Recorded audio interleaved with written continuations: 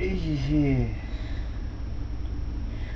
friend on Facebook asks whether or not it's healthy to be lonely. If loneliness isn't a part of what drives us to be around other people, that kind of reaffirms that dependence that we have on one another. She wonders if loneliness isn't a part of us so that we are driven towards one another, towards other people. And it's kind of an interesting question, really, because we're always alone in a way. You can only see so much of a person and know only so much about the truth of who they are.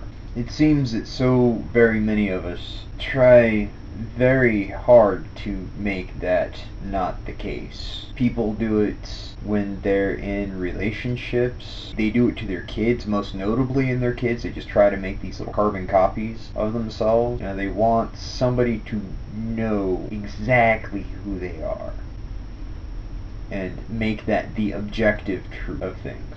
The truth of the matter is, we'll never get anyone to understand who we are 100%.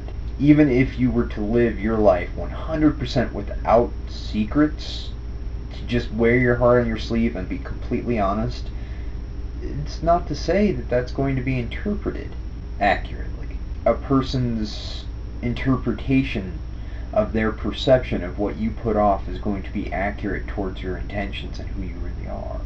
In a way, it's even more accurate. What you put off is even more accurate than what even you yourself know. I don't know if you've ever been there where you habitually do something and then somebody says something to you. Have you ever thought about maybe you're just figuring this out and this is why you act that way, and just been like, holy shit. No, you're fucking you're absolutely fucking right. I had a friend who moved out of my basement for like a good week, 2 weeks that followed. I would do nothing but bitch about him, and I would just continually bitch and bitch and bitch about him. And this girl I knew, she just looked at me and she said, Kevin, the entire time you were living with him, you did not have a single complaint. Not one single complaint. As a matter of fact, I remember you telling me how much you liked living with him while he was living with you. But now that he's moved out, you do nothing but bitch about it. Have you ever stopped to consider that maybe you miss him? And that's just like, holy shit. I'm not a really bashful person. That's not any bit of information that would shame me at all. So it's not like I was trying to pull off this tough guy facade. I was just not willing to cope with the fact that I was losing a friend. And the thing is, I didn't lose him. He just moved out, And it's crazy on that, too. Because, in a way, none of us are alone.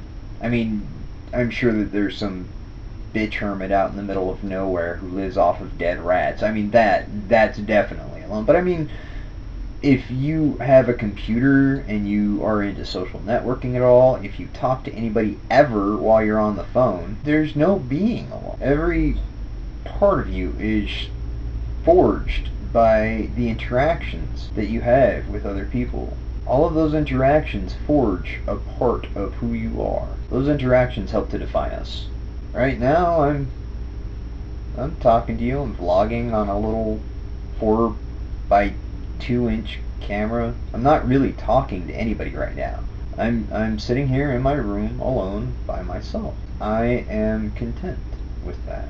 The luxury of being alone is privacy. Hell, I might even shut off my camera and touch myself a little. Having my own space, and I'm not really gonna touch myself, I don't think. But, knowing that I can is of comfort to me. Having my own space to dwell in my own thoughts, to dwell in my own mind, and not have to worry about those thoughts being misunderstood. To just be at peace. And I'm here talking to you. I'm making a video. But once this goes off, it's just me. Right now there's me and you being a little blue digital camera. Outside of that, it's going to be just me. Once this goes off, it's going to just be me.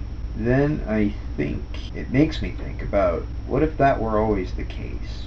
What if, as I'm talking to this camera, there's really nobody there? Like some Omega Man shit, being the only person to exist. The only person to exist at all. And I don't mean this in some kind of metaphysical, solipsistic kind of way. I mean, like, if I were to just wake up and every other person on Earth were to just vanish. There'd be no Facebook, no friends, no family, no cashiers behind grocery store counter. That scares the ever-living shit out of me. That scares the shit out of me. Because, you know, I live a nice, full life. There's plenty of food running around with really good expiration dates. I could live off of canned food until the day I died. Just completely alone. That thought terrifies me. I think it's more a matter of being happy with the interactions that you have with other people that toes that line between being alone and being lonely. The people in your life, how much do you keep from them? How much do you hide from them? And how at peace are you in knowing that they'll never see all of it? Try as you may, like I say. Be as sincere and be as genuine and honest to yourself, about yourself, to other people. Be completely honest all the time. And how happy are you knowing? How at peace are you in knowing that even if you do that, they'll never get it? They'll never get all of it. I mean, how much of it do you get, really? As long as I have somebody there to talk to,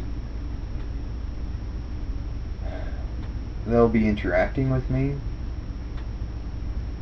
and in a way shaping me, defining me, helping me define myself. And I guess that's it. I mean, in a way, like I say, in a way, we're always alone. But in another way, we're never alone. I think it's more of a matter of how you push people away.